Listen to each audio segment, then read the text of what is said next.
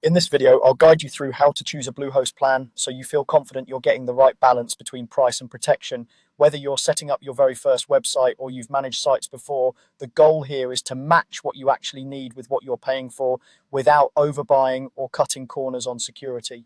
Let's start with the big picture.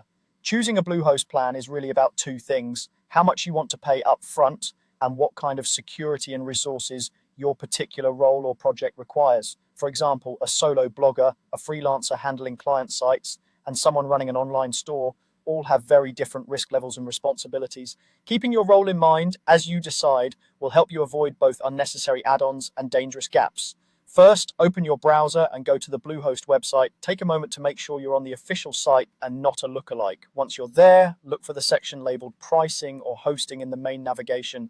Go ahead and click that. This is where Bluehost lays out its main hosting categories like shared hosting, WordPress hosting, and sometimes more advanced options such as VPS or dedicated hosting. Before you click on anything else, pause and think about what you're building. If you're a beginner setting up a personal site, portfolio, or small blog, a basic shared hosting or standard WordPress plan usually gives you everything you need at a lower price. If you work as a developer or manage multiple client sites, plans that support several websites, offer staging environments, or include stronger security tools will be more important. And if you're responsible for an online store or you handle sensitive customer data, prioritize plans that clearly mention backups, malware protection, and secure sockets layer certificates. Now scroll through the list of plans and compare them. Look closely at three things: the regular monthly price, the discounted price for longer terms like 1 or 3 years, and the security features built in.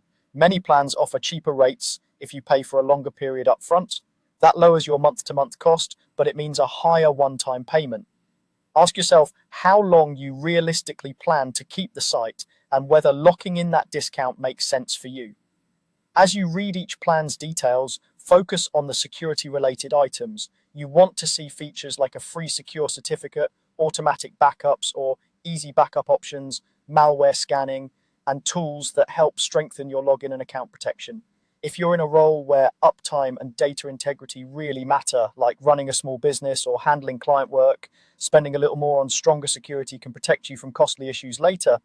Once you've compared the options and you're comfortable with the trade-off between upfront cost and the level of protection you get, click on the plan that best fits your situation. From there, Bluehost will guide you through the purchase process, choosing or registering a domain, creating your account, and confirming your billing.